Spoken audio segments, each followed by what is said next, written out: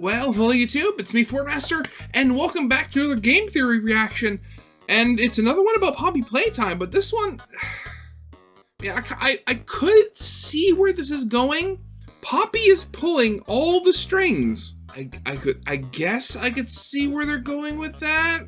That, like, while, like, the prototype is, like, the main bad that we're facing, like, Poppy's manipulating things behind the scenes, causing like the prototype to do stuff, or the other big body toys to do stuff as well. Or she could secretly be working with the prototype because, for all we know, she was the first living toy made, presumably of, again, what we think of as being, you know, Ludwig's daughter after she died or something. I mean, it's all there, but really, I very much want to see their, like their proof for this, because we saw in Chapter 2, Mommy Longlegs, like, kidnapped Poppy. Now, we don't know whether that was done like with her blessing, like it was planned, like, oh, she's going to get kidnapped and then, or something like that. And I mean, and she must be at the very least a very good actor, given how she acted at the end of Chapter 3 with Missy, with her yells and screams of, you know, of her, you know, possibly being attacked as the big lid to the shaft was being closed. So maybe she was in cahoots with the prototype, but then he betrayed her. I don't know. Again, we're in Chapter 3, and we still have a lot of missing questions here. And I'm still kind of wondering, have they confirmed how many chapters Poppy Playtime is going to have? Because at the moment, it almost seems like it'll end with Chapter 4. But you know, a lot of these, you know, these chapter-based games, like, usually like to go to either 3 or 5. 4 seems rather awkward, just, you know, for numbering sake. Though that might just be me. I'm totally aware of that.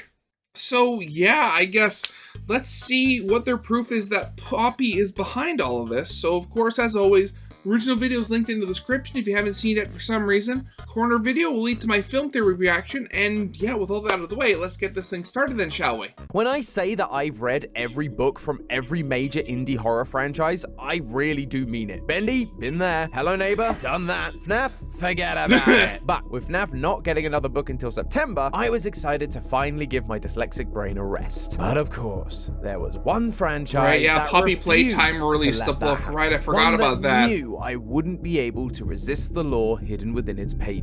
So let's see what Poppy Playtime's orientation notebook has to offer, shall we? Oh my god, so I've seen the cover before, and I don't know how I only just noticed this. So this is supposed to be an orientation notebook, you know, for new employee orientation, yada yada. We've seen that all before.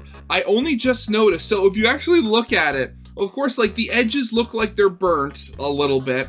Then there's the blood, and then on top of that, you have the picture of, you know, Huggy Wuggy as he appears in the game when he's attacking you, or, you know, when he's, you know, on the attack. But I only just noticed that this is a photo of him taped onto the cover of the book, and underneath him is the more cartoony version, like, from the cutouts holding the grab pack. I've seen the picture of this cover like 5 times at this point. How did I only just notice that? Poppy Playtime's orientation notebook has to offer, shall we? Hello Internet, welcome to Game Theory, the show that always reads the manual. You never know what cool stuff you're gonna find. Unless, of course, the company behind the book explicitly tells you over and over again. Then it's pretty obvious. Use the knowledge in these pages, and maybe you can unravel the mystery of Playtime Co. I'm actually kind of surprised it took this long for Poppy to come out with a book, given that immediately after Chapter 1, they announced they'd already partnered with someone to make a movie, which seems to have fallen through, and now we're back again with the new studio. But here we are, 2.5 years later. Of course. Actually, with that, they're kind of following the same path as FNAF did, or at least the FNAF movie, because I remember initially they were going to be making it with Warner Brothers, and then it's kind of sat dead in the water for a while before Scott pulled the plug on that, and then moved it over, you know, to eventually was it Bloomhouse is the studio? Yeah, Bloomhouse is the studio's name. I had a brain fart there and forgot what they were called. So hopefully the Poppy Playtime movie doesn't take, However, this book 5 years isn't to like make. your FNAF YA novels. Instead of unique stories with canonicity that the fanbase can never agree on, this is an in-universe orientation book handed out by Playtime Co. to its employees. So it's more like the survival logbook, because we can never truly escape the FNAF connection, can we? But there are some key differences. Rather than having a bunch of puzzles and cryptic clues with multiple authors, the Poppy orientation notebook does keep things simple. We have one that's good at the very least. leaving notes throughout the book to give us the inside scoop on some of the details we've been missing from the games. Like why the water treatment facility acts like a puzzle to solve rather than an actual usable water treatment facility, because that was the lore that we were so desperate to solve. There's actually a lot of details like that in this book, but that's not why you're here. You're here for the deep lore. The stuff that will change your perspective on this franchise going forward. And don't worry, this book absolutely delivers on that. Thanks to this book, I feel more confident than ever in not only who our player character is, but also what the deal is with one of this franchise's most confusing characters. See, I told you reading the manual would be fun, and it all begins with that first page. On it, we're introduced to another new character, PW. I tell you, this franchise really does love to name drop random human characters, doesn't it? The book even calls this out, questioning whether a character whose name we've only ever seen on one note is even real. So, at least they're self-aware, I guess? I mean, it's a good problem to have, at least with Poppy Playtime, because that gives you, names you can pull from if, something goes, if you need to use a new name for a new character. The thing with FNAF is they reuse the same names so many times, it's confusing to see, like, how many different Jeremys are there again? Yes. Anyway, PW is our guide throughout this book, and they have been hired for a very specific reason. They are a biologist. And while they may not be immediately sure why they've been hired by a toy factory, we know exactly why. Yeah, the bigger bodies. And why they are the perfect person to guide us through the mysteries of this factory. They've been hired to work on the Bigger Bodies Initiative, orphans turned into giant biological toys. Now, you might think that a scientist's take on everything could be quite dry. I mean, we've heard their reports in previous chapters on the VHS tapes, but in this case, you could not be more wrong. The sass is absolutely dripping from these pages, and I am here for it. Well, I mean, it makes sense. I mean, scientists are human, and unlike, an actual experiment where they have to use the clinical language in all of their notations, for clarity's sake and just, for like proper, scientific experimentation reasons. I mean, this is not, like documentation of an experiment. This is an employee's notebook that he's written his own notes in. So of course they're going to be, more him and less formal. They talk about how shady Leith Pierre is, how Stella Greyburr is weird, and they continuously mock the company for their spin on what are actually just complete failures like the Smiling Critters. Turns out PW might be the most normal and sane character we've ever had in an indie horror game. However, as funny as it is, we've got a theory to craft, and for that, we actually need to skip past all of the sarcastic notes and instead go to the end of the book. In the back, PW has stuck their own personal calendar full of little details about their schedule, and one of those details stood out to me immediately because it's a date that we've seen in this franchise once before. Safety seminar canceled due to outbreak of toxic gas in seminar room. Okay. On June 28th, we get a simple note that says, "It's your birthday." Not only is this the same birthday as Markiplier, but it's also the date that we heard thrown out by a Bunzo Bunny cutout during Chapter 2. I know when your birthday is. June 28th. You just have a nap. I want to speak to the manager of this establishment. I completely forgot about that. Yeah. So, wait, so that means that the cutout had, like, some form of, like, facial recognition in it where it could recognize employees and remember what their birthdays are? Okay, sure. I'm gonna breach your privacy. Whee! At the time, we all just shrugged this off as a little joke to get exactly the reaction we saw from Mark. But then here it is again in this new book. And that's not all. In this book, we also get a breakdown of pretty much every character we've encountered so far, from Playtime's perspective, of course. Oh, and of course. entry has this interesting detail assigned to it. Quote, "This toy is equipped with the ability to remember up to 8 birthdays and deliver greetings on the day itself. Kids love to freak out their family and friends when Bunzo tells them when their birthday is. Bunzo's one and only purpose is to recite birthdays, which makes me think that June 28th wasn't just a random birthday thrown out for the memes, but instead was there to freak out the player character by reciting their actual birthday, the same birthday as PW. We are playing as PW. Now, that might seem like a bit of a stretch, but this isn't the only time cutouts have hinted at our player's identity. In Chapter 3, we encountered cutouts of each of the smiling critters. To start with, they all seem relatively harmless, introducing their basic character traits as well as some disturbing screams. But it's Bubba. Yeah, again. That became such a running joke in that chapter, where just at the end of each cutout they were just brutally murdered. Oh god, those poor things. Bubbafunts that caught my attention because it's the first one we encounter and it's the most direct. I'm Bubba Bubbafunt. Hey, I remember you. An elephant always remembers. Want to know what I remember about you?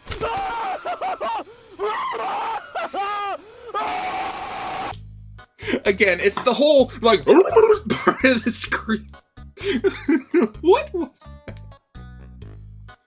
Oh, love it. We're being told the smiling critters remember us and that we did something horrible to them. This isn't anything especially new for our player character. Both Mummy Longlegs and Mr. Light have recognized us and referenced the fact that we worked for Playtime Co. For a long time, we suspected that we, in some way, were involved in the experiments. But the Orientation Handbook not only seems to confirm that idea, but also puts PW in the exact same position. In the book, PW notes that they are very careful about not letting employees outside the playcare and the game station talk to the orphans. So it's not just any old employee that gets to go and talk to these orphans or have a meeting with Mummy Longlegs. You have to be involved in some way, as a counselor or a shopkeep or a scientist, just like PW and just like we saw in the VHS tape from Chapter 3. This week, Dr. White here has selected our very own Samuel Lee. We even PW.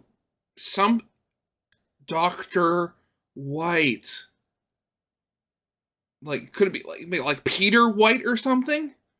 Okay. see a note in PW's calendar on February 1st that says, new orphans arrive at Playcare, being told to go and say hello to them. That would allow characters like Mr. Light and Mummy Longlegs to know exactly who PW is, just like they seem to know who the player character is. It doesn't end there though, because the reports in the book specifically call out that PW was involved in the Smiling Critters experiments. There's reports about Bobby Bearhug and Catnap, both included by PW themselves. Notice the tape that's holding them into the book.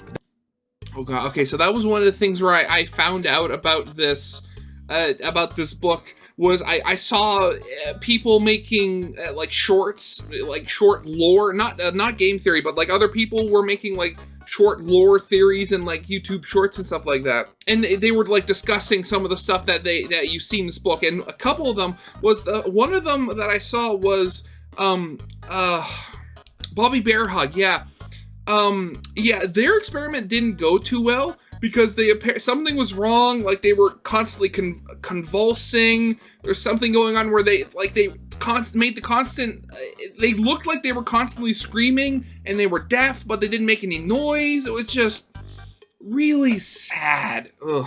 That's why Bubba Bubbafunt remembers the player and associates them with those horrible, painful screams, because the player is PW, one of the scientists that turned them into monsters. Now, if you've read the book for yourself, you might notice that PW's entries quitting. stop I have been persuaded to stay. to the Hour of Joy, August 8, 1995, the time where the toys rebelled and took over the factory, killing everyone in sight. That should mean that PW died along with everyone else. However, clearly people escaped. Leith Pierre, one of the big executives for Playtime Co., gives a speech to his newly formed resource extraction team at the start of Project Playtime, a game that takes place after the Hour of Joy. But that means that PW also survived, because they refer to the incident as well as the extraction team's creation. That incident was the Hour of Joy, and so PW wouldn't be able to write about it if they had died during it, meaning PW isn't necessarily writing this book in a linear fashion, but more importantly, they are still alive and would be free to return to the factory years later. Oh, and speaking of executives like Leith Pierre, I should probably mention that executive slide that we've referenced a number of times from Chapter 2. The one with the executive names of all the slides. executives on, except for that last one with a random assortment of letters on the floor. This handbook actually lists out all the the executives for the company, but sadly none of them match the name on the floor. Even Jimmy Roth, the guy that came up with the name for Huggy, is revealed to be an exec, and he would make so much more sense to be the final name on the end of that list, and yet the letters still don't match. For a long time, we suspected that this might be used to reveal the player character's name, but with all this evidence from PW and the lack of an exec that fits those letters, I'm just starting to think that this might have been a red herring or a clue that isn't gonna pay off, which sucks, but we've got to work with the more solid evidence we have to hand right now, like the insights that we get into PW's feelings towards the company that would seem to align them very closely with the player. Remember that case report I mentioned about Catnap escaping containment? That was written by PW themselves, and in it, we see that they are horrified by the carelessness that led to the deaths of 6 colleagues. They tried to appeal to the company for improvement and leave us with these words, quote, "Remember those names. They were people, not things. People. I won't see another teammate die." PW cares about their teammates, their co-workers. They don't want to see them die when they don't have to. So, what do you think they would do if they... Well, yeah, what do you expect? They're a human being. It is a close-held belief of mine that as soon as you start making a certain level of money, you are no longer classified as human. I mean, you just have to look at, how some billionaires, well, not some, most billionaires act, and, other millionaires as well, where they don't act right. Having a lot of money does something to your brain, and it's not good. Suddenly got a note telling them their colleagues were alive and hidden inside the factory. I have a feeling they would do anything they could to save them. PW knew of the monsters that were still there after all. They had some sins to atone for, and they do feel guilty over those experiments. In the calendar, we see May 15th booked for surgery, but the day after, they book a full day in one of the porter lounges, which the orientation notebook tells us are for, quote, mental health breaks, and PW remarks that they use these things pretty regularly. They didn't like what they were doing, and needed a whole day to recover from the horrors they were part of, and so, given the chance to save some colleagues, to write at least some... I mean, at the very least, being paid for a full day's work while just staying in what is essentially like a mental health porta potty, it's better. The worst ways of earning money. Some of their wrongs. They didn't hesitate. They headed straight for Playtime Co. But why should we care? Why is knowing who we play as actually important to the lore of this game? Besides, being a fun piece of trivia that we can go, I solved the lore! Well, for that, we have to stop looking at our guide throughout the book and instead look at our guide throughout the factory. Poppy has been helping us throughout this latest chapter, and she's made it very clear that she wants the prototype, the big bad of the series, dead. Prototype has to die. For this. For everything. That is something I think we can all get behind. And at yeah, the very definitely. End of the chapter, we end up going down an elevator alongside her after she reveals the truth about our fellow employees. Naturally, because of these actions, we as an audience have started to associate the idea of... that's the thing. I still don't understand how Missy couldn't have fit on that lift. You saw how she kind of curled up on the elevator earlier in the chapter. She could have easily fit, legs, knees to her chest. That would have been easy. Prototype bad, Poppy good. However, there is something we need to remember. It's been a long time since chapter 1 first released, 2.5 years in fact. And given we've only had 2 chapters since then, it can be easy to forget certain details along the way. One of those details comes from that very first chapter. Poppy is not to be trusted. I know, I just did a Poppy theory about not trusting a friendly character, but honestly, hear me out. Surrounding her room alongside the giant flower and hanging toys the giant Poppy and stuff like that. Turn around and go back. We see the same messages inside the tunnel during the Huggy chase sequence, but there are a few that I initially didn't see, mainly because I was trying not to die. But thankfully, Reddit user 123 F this S was kind enough to post the actual texture files, and in it we find some crucial evidence. Stay away from her. Don't let her out. Leave her to die. She can't be trusted. If that's not an open and shut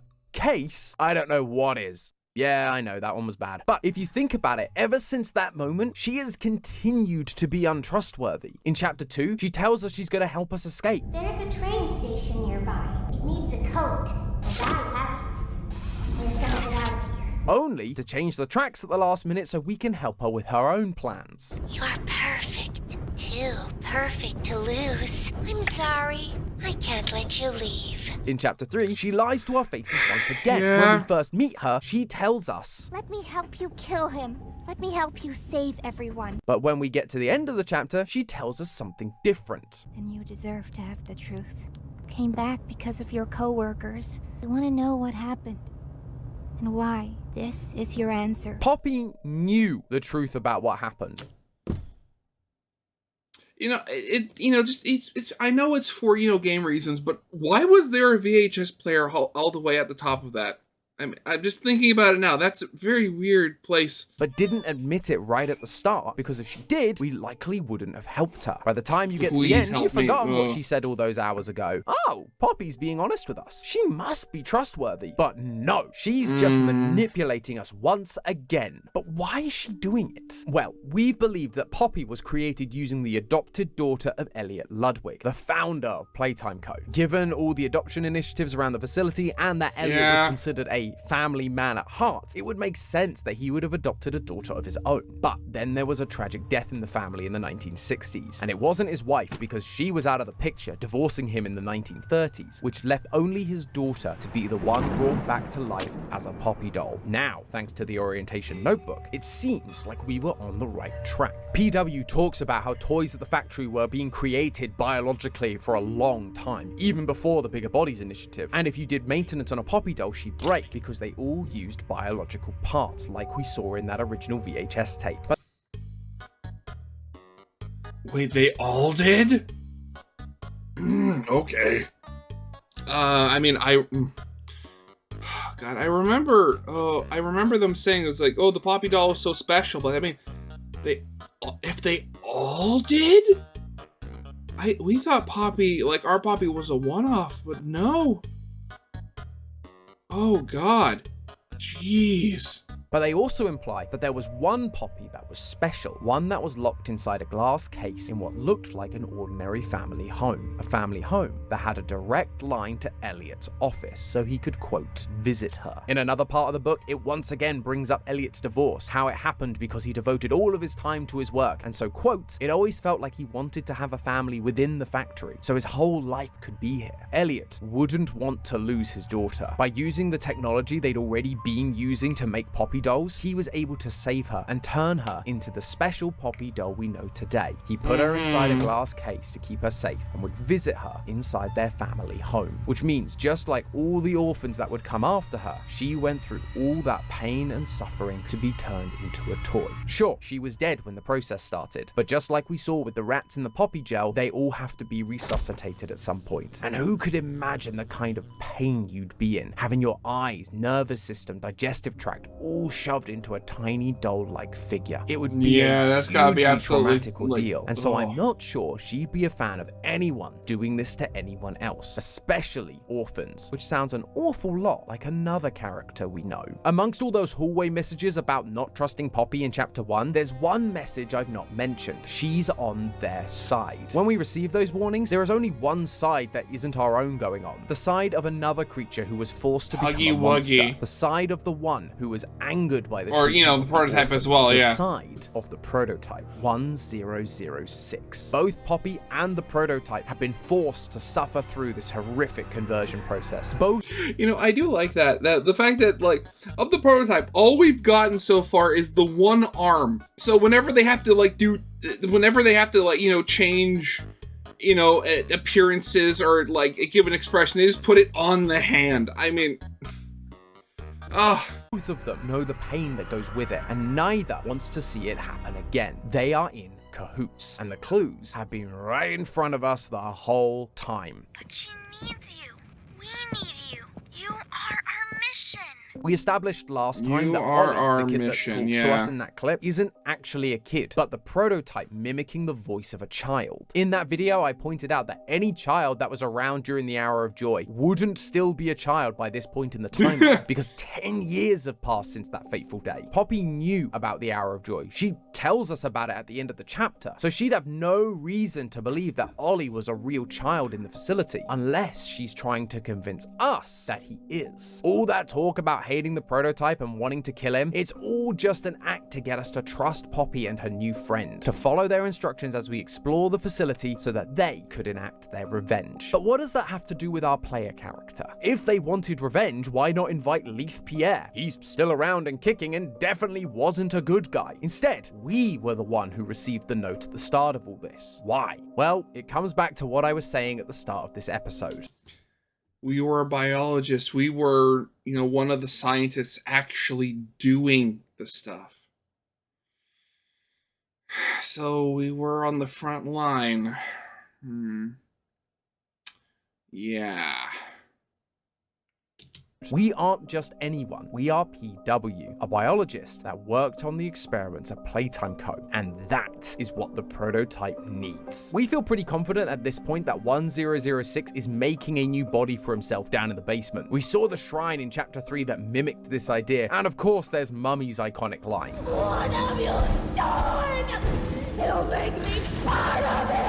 In the orientation notebook, we learned that not— Again, I sort of feel sorry for Mommy in that case, but at the same time, you were the one chasing us to murder us, so one death for another. Every experiment was completely successful. Bobby Bearhug seemed to be missing the ability to hear, speak, and stand stably. In Chapter 3, Leith Pierre comments about how Catnap's voice isn't working properly. Is his, voice thingy still broken? And while Huggy is obedient, he too is unable to speak. Even 1006 isn't perfect. He's copying other voices to form sentences. Each experiment has flaws, except of course, for Poppy. She is perfect. She can see, speak, hear, move. She is the blueprint. So I wonder whether 1006's goal here isn't just to create a bigger body, but to create the perfect body, combining all of the elements that worked from each of the toys. And then, once he's perfect, he can fully enact his and Poppy's revenge. Or maybe it's like Rytos suggested in their reaction to my first theory. Instead of 1006 trying to create the perfect toy body, they're trying to create a new organic body out of all the biological parts from within each of the toys, in order to go back to living a normal life. Maybe Poppy will get a new body too. However, whichever option is correct, the one thing I never stopped to consider until now was whether 1006 would be physically able to make themselves a new body. We know they're particularly good with technology, able to turn an alarm clock into a laser pointer to disable the security cameras. But as we've mentioned multiple times, the toys he's adding to himself aren't mechanical, they're biological. Playtime Co. had to hire biologists to make their experiments work, not—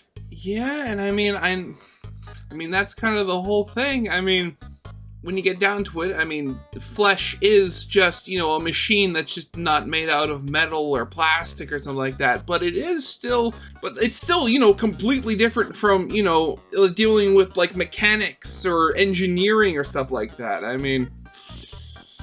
Yeah, they're two completely different beasts. Not just any old toy makers. So, if 1006 was trying to make themselves a new body using the parts of these deceased toys, he'd likely need the help of someone with those specific skills. Someone like us. Someone who worked on these experiments and knew how they ticked, in order that they could create the perfect bodies. Given this game has seen success going in a darker direction, and the area we enter at the end of Chapter 3 being known in the game files as the prison, I wouldn't be surprised if— Wait, really? That's what it's we called? are going to see more characters like Dog Day, missing limbs, stuffed into cages, and surrounded by the pure carnage of 1006's attempts to create this perfect body, only for him to realize that he can't do it alone. But now, his good and faithful servant Poppy has led us right to him. And despite going into this new chapter knowing that we can't trust anyone, there's nothing we're going to be able to do to stop it. Ollie and Poppy have us right where they want us, and all we can do is wait and see what last minute out the developers are going to give us to escape their horrible schemes. Well,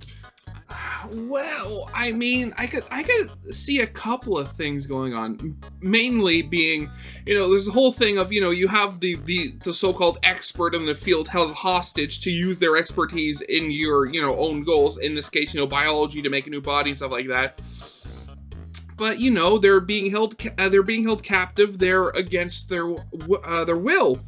So there's the very real possibility that they don't do a good enough job. Say, I could almost imagine, that they've made the new body for the prototype. The prototype either, puts their brain in or does the mind transfer or however it's going to work.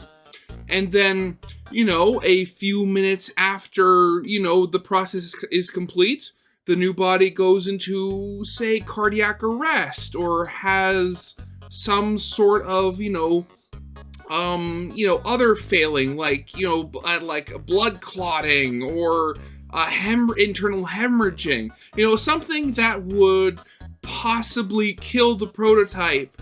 And maybe if Poppy is, actively, well, most likely, actually, with all that proof, and she's been transferred into another body as well, same happens to her.